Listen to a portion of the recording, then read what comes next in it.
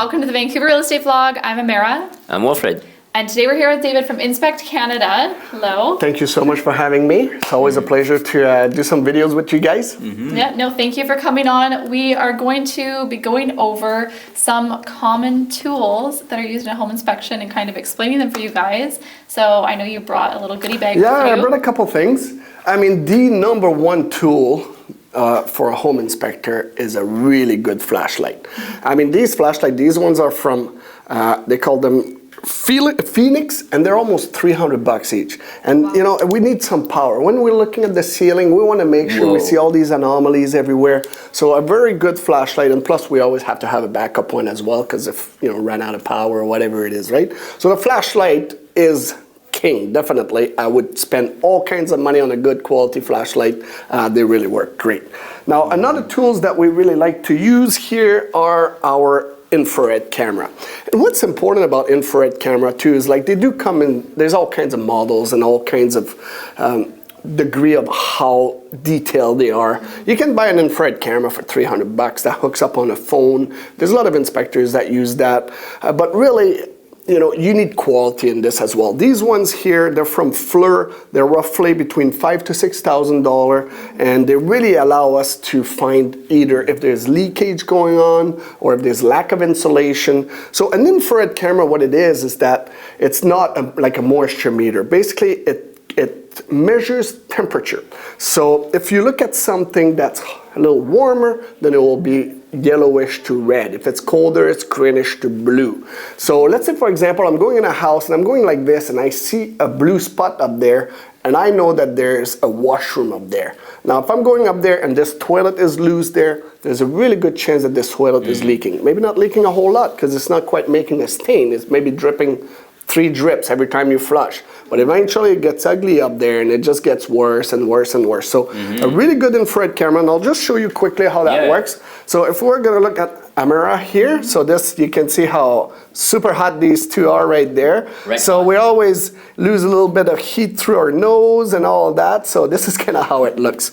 So it's really cool. So yeah, an infrared camera is king. I mean, for the longest time, some companies would charge extra for it, or some wouldn't even use them. And to tell you the truth, we find so many problems that you can't even see without it, and all these problems would trigger a phone call later. Someone would move in, they'd say, hey, you didn't notice that there's a leak up there, whatever it is, or we're really cold on that side, how come? And then you run it and there's no insulation in the walls, or maybe the foundation's leaking. You might be able to find some of that as well. So an infrared camera is a must. These are some of the best tools we have. And then also, we use moisture meters. And again, just like an infrared camera, they do sell $20 moisture meters out there, but these ones are almost $900. So you can either do a surface scan. As soon as it touches moisture, it beeps right away. And also there's pins if you need to pin some wood or some drywall to find out if it's actually wet. And these ones here, the bottom here scans roughly about ½ inch inside the material. So that's what we use for the walls of a shower. We want to make sure there's no moisture behind the tile, so we'll run it everywhere. We use it anytime that, like, if I find a blue spot with this, since this is not a moisture meter, it could potentially be something that's cold somehow. Maybe there's a cold water line that's running there or something like this. Then I would double check it with my moisture meter. So these tools often work together. Other than that, you know, the best tools we have is our knowledge and experience. So we want to make sure that, you know, whenever we do these inspections, that we do have the right tools for it, but that we're also very alert. That's why we always prefer that the client comes at the end of the inspection, and we always highly recommend the listing agents to ask the seller to leave the space while we're there. The thing is that we're responsible for these houses. A home inspection is not a guarantee, but if I'm not looking properly, or I miss something because someone's asking me a question, or maybe their kids is running around and maybe some guy's dog is barking all afternoon, it's just hard to focus, you know, and then we'll miss items. And these are items that will get back at us later, right? So, you know, I do understand people are buying a house, they're very excited, they want to bring their family and everything and show everything. It's a very exciting time for everybody. I fully understand it. And there's a really good chance that if one day, you know, I get a home inspection done on our place, that I will want to be there too. I get it, I understand it, but in reality, the home inspector has to stay focused during the whole time, and being concentrated and not be bothered by things is always best. So yeah, so we get the tools to get the job done with different ladders, things like that, all kinds of screwdrivers to open up furnaces, electrical panels, and all that. We have tools to test the power. We have all kinds of different tools. One more tool that we have here too, but this is not very common. It's if someone wanted to get their indoor air quality tested. Let's say they're going to look at this house, they go in the basement and it's kind of smelling musty in there, or maybe they heard someone says, oh, there was some water damage at one point, or maybe they're very allergic to mold spores and they just want to double check. So we bring our little friends right here. So this is basically like a pump. When we run this, it sucks the air through this unit right there. We put this little cassette which has a little membrane, sticky membrane inside. It goes right there. So whatever particles get stuck right here, then we pull this out. We give that to the lab. They basically put it under the microscope and they'll find out exactly what's in the air right there, and they'll tell us what's in there and the percentage of it as well. And you can do that as well for asbestos. People are concerned with asbestos in the air, so we can do it like that. And so normally we have to do 2 samples minimum. One is on the outside and one is in the inside. There's always molds on the outside naturally. So if a house doesn't have any mold growing inside the house, you will get on both, because one is also done on the inside, you should have a very similar result from the exterior to the interior. But if on the outside I have mold A, B, and C, and in the interior I have B, C, and D, you're like, where's this D coming from, right? So that means it's likely that it's growing indoor, and then therefore now you got to find out where it is, what's causing it, and often it's either a foundation leak or it's too much moisture inside the house. So these are some of the tools that we use during the inspection.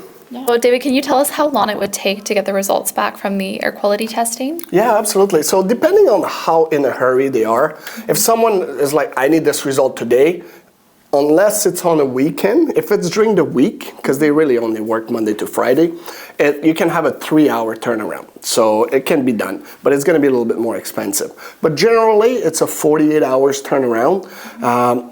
And then it supplies you with a full report. It'll show you all the molds that's in there, even some education about it.